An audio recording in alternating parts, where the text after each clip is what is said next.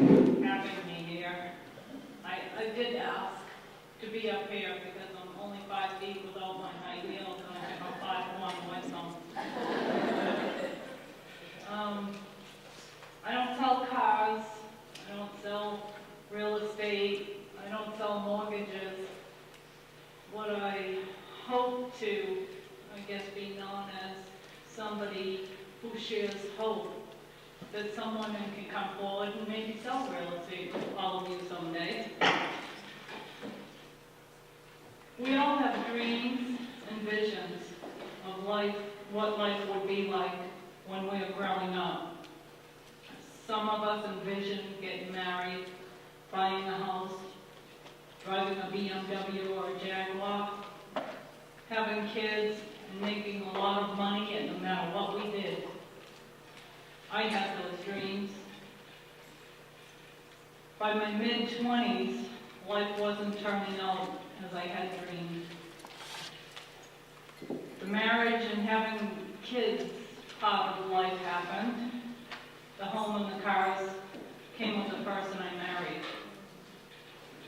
What I didn't dream, plan, or expect were the beatings, the fear, and the nightmares I came to know more than I ever cared to.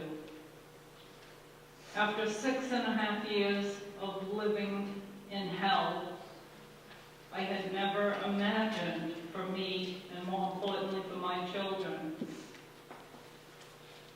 I was able to get out. Disfigured, beaten, and broken at the core. I had no direction, no guidance, and most of all, I had no hope. I wish I could say that it all got better, but it didn't after leaving. As a social worker with the State Department of Welfare in Massachusetts, I was put on notice that if I took any more days off of work, regardless that it was going to court for my ex-husband, that I was going to lose my job. And my boss was a woman with 3 kids. I did lose my job, and I actually had to go on welfare for a while. When a woman called me from the IRS because my ex claimed me and the kids on his taxes, and I did as well, I had to prove to them that I was the one who was entitled to claim the kid, and he wasn't, which turned into a full-time research job. And I pleaded with the woman to give me a little more time, and they didn't. But when the judge gave me a specific amount of time to prove to the court that I could financially care for my kids, otherwise they would award custody to him. After all, he owned his own business, and he didn't pay child support, so he had plenty of money, and he had the financial means to raise them. I didn't. He always said to me, it's about money and power, Mona, and you're going to have to find out the hard way.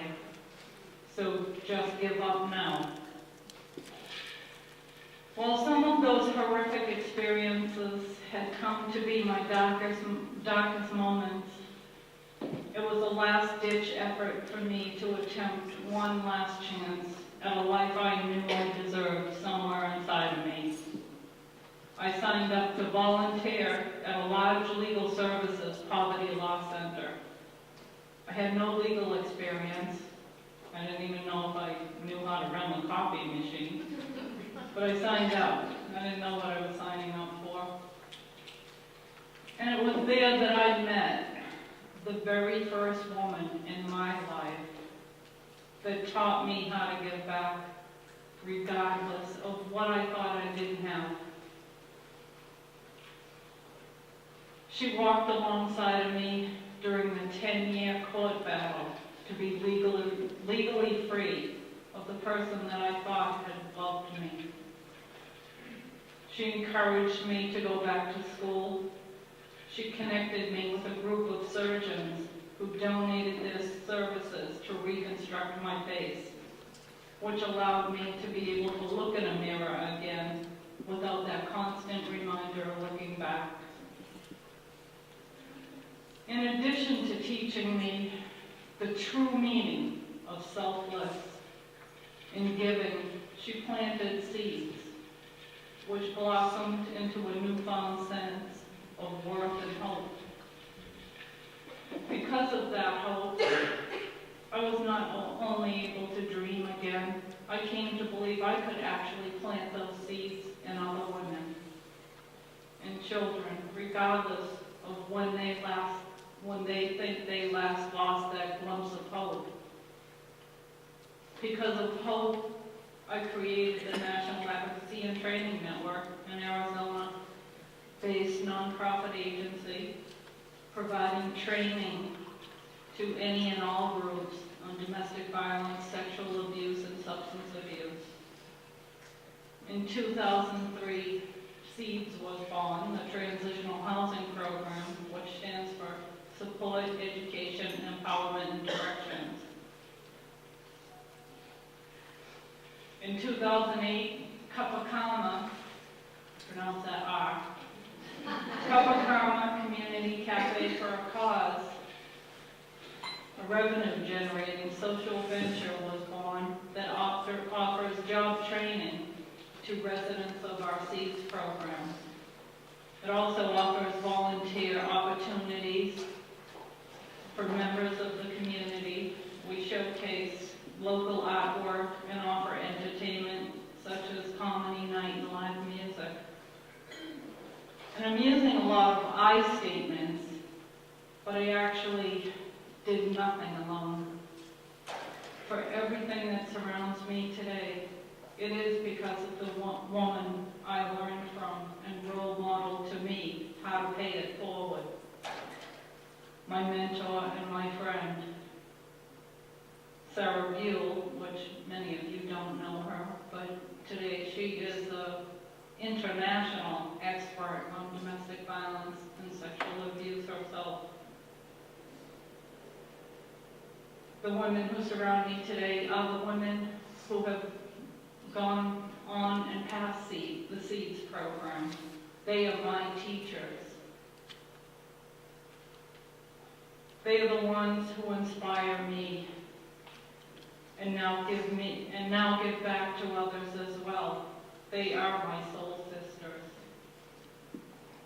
And there's one here, Judy.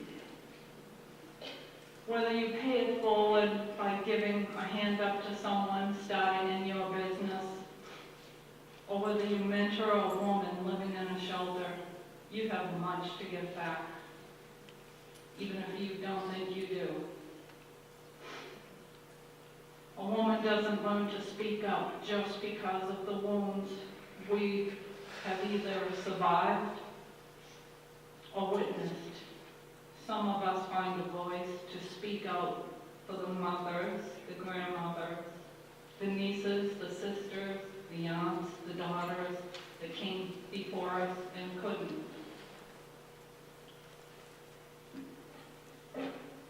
Every 7 seconds, a woman in this country is raped, abused, stalked, or violated. And until the violence stops, we need to come together and we need to make it stop.